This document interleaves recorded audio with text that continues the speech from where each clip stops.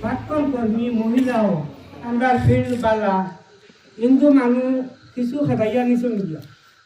হিন্দু মুসলমান হইয়া আমি কইয়া তারা কাছে তো আজ পর্যন্ত যদি আমি হিন্দুর বিরুদ্ধে এক করি ভুলতাম যে আমি দল ছাড়ি দিলাম তারা সামনে হিন্দু